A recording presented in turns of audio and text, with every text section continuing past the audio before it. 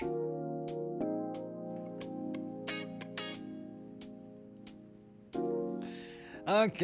balik lagi di Koja Sastra yang hanya disiarkan dari FM 91,2 Radio Kota Batik News Interaktif Solutif bersama saya Ribu Tawadi, dan masih kita bahas mengenai menelusuri jejak bencana dari naskah-naskah kuno kita ya. Nah, tadi sudah kita bahas satu naskah kuno dari Bali ya. Ya, kita masih bahas ini nih, kayaknya nih seru sih. Nah, tadi sudah gempa vulkanik, tektonik juga ada diceritakan dalam mantra Pangujan ya.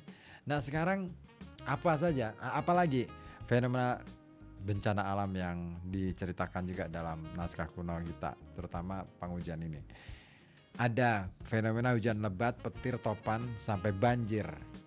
Nah, di sini ada kutipan yang bunyinya begini. Aku sakti luwih ring sagara, angaji aku ujan bales, sendung maderas, metu angin serabugan, selawung macedut, papeteng riat riut, hujan bales mawar angin, rem gumi kabeh, kapilayu Batara Brahma, amagut mayanira Batara Wisnu, malajeng ira selaku-laku, mengkebira ring soring pritiwi, karuruh dening ilebur jagat, apan ilebur jagat mairingan ujan angin, ketuk lindu peteng lipat-liput, ketemu kita Batara Brahma, ring sabta patala, sinambut kita dening kilebut jagat, ginawa ring cengira sang yang Wisnu Murti, kabasta Batara Brahma, ginemakaken ring sang yang Wisnu Murti, kapuncange tiba ring danu, maluap ikang danu dadi belabar agung, mapiteh sang yang Wisnu Murti, ring sagara genjong ikang sagara, jumelak aku ring pritiwi, huk gumi pritiwi, capuh dadi ikang sagara, geger sang yang prawatek dewata naga nawasanga, sami pada anangisan ring bioma, apan tirtaning aksinira, dadi jauh agung peteng riat ring ambara, ujan mawar angin makus cepuk gruduk. Artinya begini, aku paling sakti di lautan, aku merapalkan mantra agar hujan deras, badai menderas, keluar angin berbondong-bondong, angin puyuh berbunyi, gelap gulita disertai topan dan hujan lebat. Hujan deras bercampur angin, suram sinar matahari di seluruh bumi. Batara Brahma melarikan diri bertemu bayangan Batara Wisnu. Ia jalan dengan berlari, ia bersembunyi di bawah bumi, dicari oleh ilebur jagat. Sebab ilebur jagat beriringan dengan hujan angin, gempa berguncang, gelap gulita. Ketemulah engkau Batara Brahma, di 7 lapisan dasar bumi engkau disambut oleh kilebur jagat. Dibawa di kaki sang yang Wisnu Murti, Batara Brahma terikat, dicengkeram oleh sang yang Wisnu Murti, terbuang sampai di danau. Danau tersebut meluap menjadi banjir besar. Sang yang Wisnu Murti berputar di lautan. Lautan tersebut bergoyah. Aku berdiri di bumi. Bumi pertiwi hancur. Lautan tersebut menjadi rata. Sang yang golongan dewa Nawasanga atau 9 dewa geger. Semua menangis di angkasa, menyebabkan air matanya menjadi hujan besar, gelap gulita di angkasa, hujan bercampur angin, guruh menderu. Bisa kita rasakan bahwa dalam kutipan itu kita menemukan fenomena hujan lebat, petir, topan, sampai banjir yang dinarasikan dalam teks. Dan ini merupakan bukti bahwa mitologi yang dikemas dengan kepercayaan masyarakat setempat, khususnya Hindu Bali. Nah, masyarakat Hindu Bali ini percaya bahwa dalam setiap kehidupan ini masih bergantung kepada yang transenden, terutama untuk menjaga alamnya demi kesejahteraan kehidupan bersama. Nah, kesejahteraan masyarakat Bali yang membutuhkan kesatuan unsur antara parahyangan atau dunia dewa atau Tuhan, palemahan alam, pawongan manusia, dan disebut juga Trihita Karana, 3 penyebab kesejahteraan. Oke, sebenarnya mesti jadi kalau kita bicara mengenai apa yang dituturkan dalam naskah Pangujan,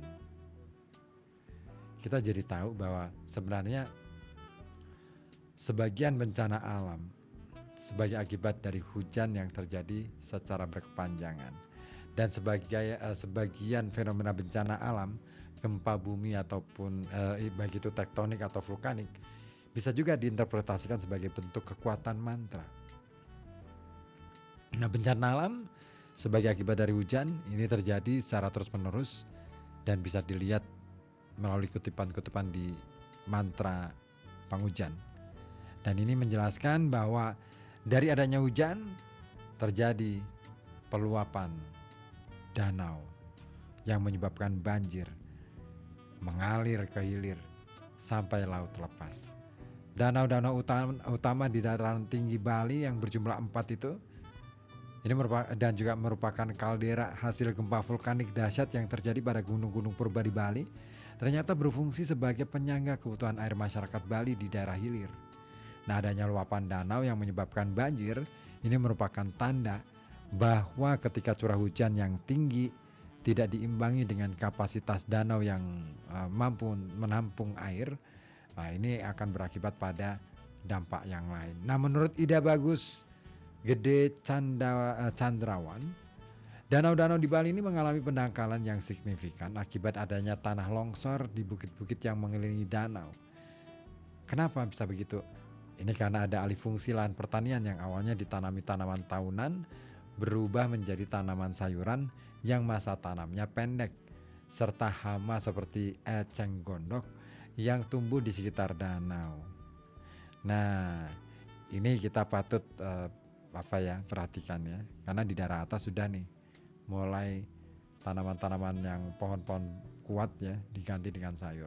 Nah, dari akibat tersebut ya, yaitu longsoran dan sampah-sampah hama eceng gondok yang mengendap di permukaan danau, itulah yang menyebabkan daya serap air berkurang sehingga terjadi pendangkalan dan air danau pun meluap ke daratan.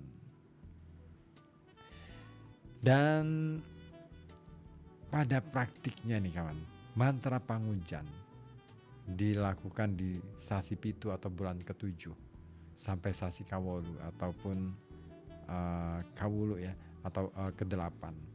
Nah, karena pada bulan-bulan itu masih masuk musim penghujan.